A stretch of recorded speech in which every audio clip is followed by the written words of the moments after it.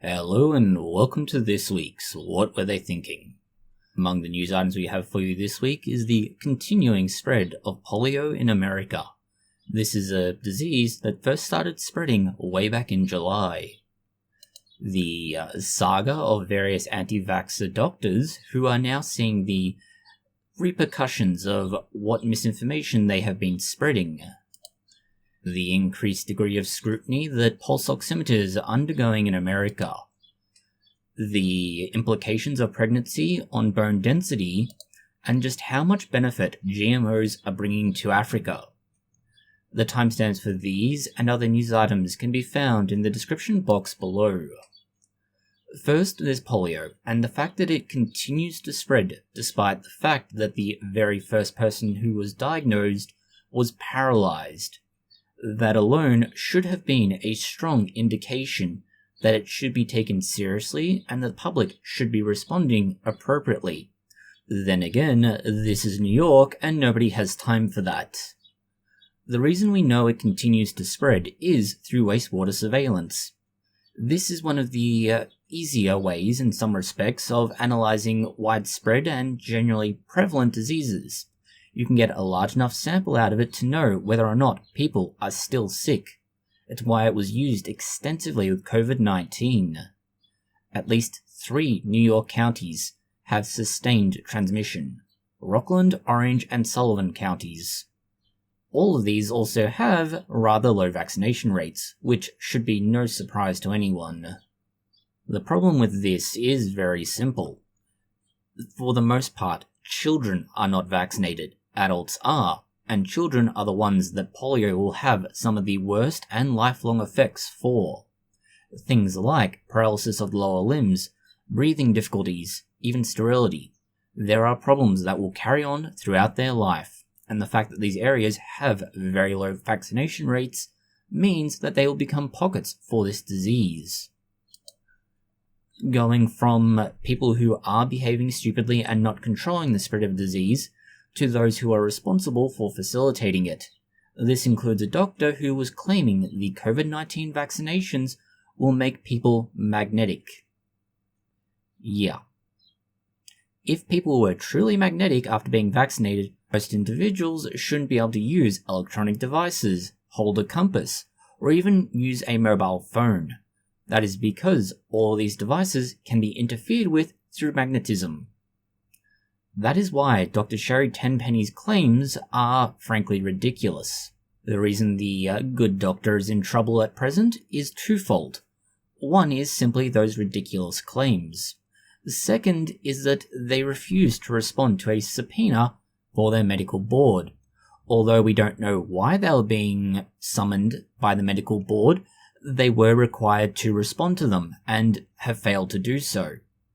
We would suspect that it's due to claiming people are magnetic after being vaccinated and the fact that this is completely illogical, nonsensical, and not based on any kind of knowledge that is derived from medicine. The fact they have a degree is kind of amazing. The doctor has, at various times, said, "I'm sure you've seen the pictures all over the internet of people who've had these shots and now they're magnetized, and put a key on their forehead, it sticks. They can put spoons and forks all over them, and they can stick, because now we think there's a metal piece to that." No, there's no people who are like this. And in no way, shape, or form should her medical training have led her to think that this was the case. Tenpenny is not the only medical practitioner in trouble for being an anti-vaxxer this week. Another has been ordered to pay $1 million in legal costs after their attempt at a libel suit was quashed by the courts. The doctor was suing a range of individuals for their evisceration of her vaccine doubting and anti-lockdown rhetoric. She was claiming in her lawsuit that she should be paid $12 million because all of this is libelous. The reality is that it didn't even get as far as really going before a court. The judge looked at the claim and then told the claimant to pay the legal costs of the other party. The idea of trying to claim $12 million from people who have pointed out why what you are saying is wrong is frankly fear-inducing, and it should have come under SLAPP lawsuit laws. Those are strategic lawsuits against public participation, or where someone tries to sue another party to stifle their ability to say something about what others have claimed. The idea that the individuals being sued might have had to pay $12 million meant that they have to now be worried about will they need to then in the future restrict what they say. And that's why this person is now being ordered to pay over $1 million in costs for those individuals. Of course, they don't really accept this, and so now they're appealing both the decision to pay costs and the fact that their lawsuit was thrown out in the first place. This is important for at least some of the individuals involved. They are no longer classified as being employed. This means that their insurance, medical insurance generally, has not covered the cost of these lawsuits. They've had to pay it out of pocket, and that can be in excess of $50,000 per each person. This is why the SLAPP lawsuit provision was so important. The fact that they're having to pay to defend themselves from something that is largely frivolous is an issue, and as mentioned, prevents engagement in a very public affair. Going from scrutiny and critique, let's say, of medical practitioners to scrutiny and critique of medical products, and specifically medical devices, pulse oximeters. These can be found throughout just about every medical facility to some extent, but especially hospitals. They are the thing that gets put on your finger to measure how much oxygen is going through your blood and whether or not you need to be put on supplemental oxygen. The problem with this is that some of these devices don't always work so well. One of the bigger problems with them is that if you are darker skinned, it will overestimate just how much oxygen is circulating in your body. This obviously has problems when we come to oxygen levels and ensuring somebody has enough circulating around their body and if they need supplemental oxygen. Overestimating means that some people may experience symptoms of hypoxia. This can lead to peripheral damage to the body, nerve damage, and more. This is where the FDA is coming into play. They're going to set up a panel and they're going to discuss for quite some time the evidence that this is true and just how accurate pulse oximeters are. Then they'll look at the factors that may then influence the accuracy of these devices. This could have serious implications going forward for what manufacturers do when they are making their pulse oximeters and how they provide them. Further, it may make requirements that those trained to use them understand the, for lack of a better word, variability in how accurate they can be based on the patient in question. Unfortunately, much of the article we'll refer you to for this does basically put the fault for this at the hands of racism and historical cultural variations. Reality is that, for the most part, the device has worked and nobody's really thought to fix it. There's also the issue of where it was developed and how it was developed, which is less to do with racism and more to do with cost cutting and efficiency of design. Ultimately, though, this is something that will need to be fixed, primarily to provide the best possible healthcare, rather than to address racism. Next we go from anti-vaxxers and medical devices to a new vaccine, and why this is such a big development. It's regarding RSV. RSV is Respiratory Syncycytial Virus, and it's one of those things that really affects children more than anyone else. But Pfizer has been working on a vaccine for this, and they appear to be getting some very promising results at present.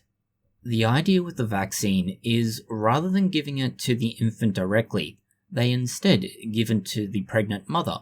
Once the infant is born, they then have the protection of the vaccine itself, or at least for a time after birth.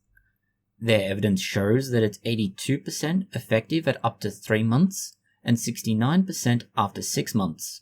Since RSV is effectively the leading cause, at least under respiratory conditions, for hospitalization of infants, the ability to provide such wide-sweeping and extensive protection for at least the first 6 months of life is a big achievement. If the vaccine has the same degree of efficacy as seen now, some part of the 100,000 children under 5 years old that die each year due to RSV could be prevented. And the same thing for the 3.6 million children under 5 who are sent to hospital due to RSV. The trial itself is reasonably large, with 7,400 pregnant women, and that they were divided into an equal group of either those who received a single dose of the vaccine or a placebo. It was given late in pregnancy, either the late second or third trimester, and as stated, provided fairly extensive protection out to 6 months. Pregnancy has other concerns though. Other than the infant's well-being, you should look at the mother's well-being, and one possible outcome of pregnancy is that bone density may be permanently reduced, or at least if humans are anything like macaques. Female macaques show significantly lower mineralization after pregnancy, that is, reductions in calcium, phosphorus, magnesium, and other minerals that make up the strength of bone. This is really important. One of the phenomena that occurs for females is that once they hit menopause, they cease producing various hormones, but primarily estrogen, and this leads to a reduction in bone density and later osteoporosis. If we're seeing similar phenomena occurring earlier on due to pregnancy, it does raise questions about what can be done and how to do it. The question here, rather than what are the implications of the research, is the research translatable to humans, given that we're purely looking at macaque monkeys? The reality is probably no, but for different reasons than simply a difference in species. One of the simplest of these is that it would appear, at least in part, this is driven by dietary issues. That is, the macaque monkeys had a lower calcium intake when pregnant and then when feeding afterwards than they required for their body. Therefore, their body pulled out the necessary minerals from their bone. Humans don't tend to exhibit that as much, although it can be a concern. The research should be taken with a grain of salt for another reason, and that is that it is a very small sample size, about 7, and all of these 7 macaques were already dead, so kinda hard to tell exactly what is happening when they're dead before you can get a pre-reading and a post-reading. Going from haired apes to the naked ape and some of our weird historical practices. Going to South America, and to Peru in particular. The remains of a child have been found, and they've been trying to figure out what's happened with it. What they know for sure is that it was part of a ritual sacrifice. It was one of 22 sacrifices associated with the site, and all of them occurred somewhere between 3500 BCE and 476 CE. Other than knowing a very rough time frame for when the body died and the location, they also know that the child was filled up with a strong hallucinogenic compound. It is a kind of prickly plant, and it's called San Pedro cactus. The plant is often associated with indigenous practices for medicine and rituals, and this would perhaps explain why the child was filled up with this drug. The child full of a particular drug is interesting enough, but amongst all of the remains found, 18 of them had been intoxicated with something, and this varied from things like cocoa leaves through to various kinds of stimulants and hallucinogenics. The plants don't actually grow in Peru, and this shows that there's an interesting change in the, let's say, logistics of moving the drugs from other parts of South America through to Peru, where they were then used for these practices. That means that somewhere further away in South America, there was cultivation and development of these as a crop, specifically for marketing purposes. That is, taking them and trading them with someone else who can use them. This is a fairly common practice with humans right throughout our history. The agricultural change is the big thing that allowed us to settle and create large societies. This is something that many countries are still struggling to do, especially in Africa. Africa at least has the advantage over these other locations in that they have genetically modified crops. Genetically modified crops are one of the big advantages because they can become drought resistant, pest resistant, and increased yields. The more than $282 million that African farmers generate each year from GMO crops is not an insignificant value. The monetary aspect is just one element of this. You also need to consider that there's things like food security, water security, the ability to be self-sustaining and independent from other countries providing aid. All of these things are important. And of course, once you get an established food supply and food security, you can begin focusing on other things, for example, education. This is where one particular quote becomes important. Our leaders should allow us to grow the kind of seeds we want to grow as farmers, like the GMO varieties. That is how we can increase our economic might and help make the continent food secure. This is also something that's being shown in other countries. For example, the Philippines, where they're trying to grow genetically modified rice that's vitamin A fortified. This allows them to address vitamin A deficiencies and help with the health and longevity of children and ensure they can grow up well. Something that is a big challenge in Africa, where many children have to make a decision between working to get food or an education. And the reality is, food is probably more important to them than the ability to read or write. The benefits of genetically modified crops to Africa are very simple. It increases food supply, which means that you're going to have better security of food, cheaper food, and increased revenue generated from it. This means that you can have children focusing on things like education instead of subsistence-type living. That's all the news we have for you this week. Thank you for watching. If you have found this interesting, consider liking, sharing, and subscribing. Please post any comments, questions, or suggestions you have below.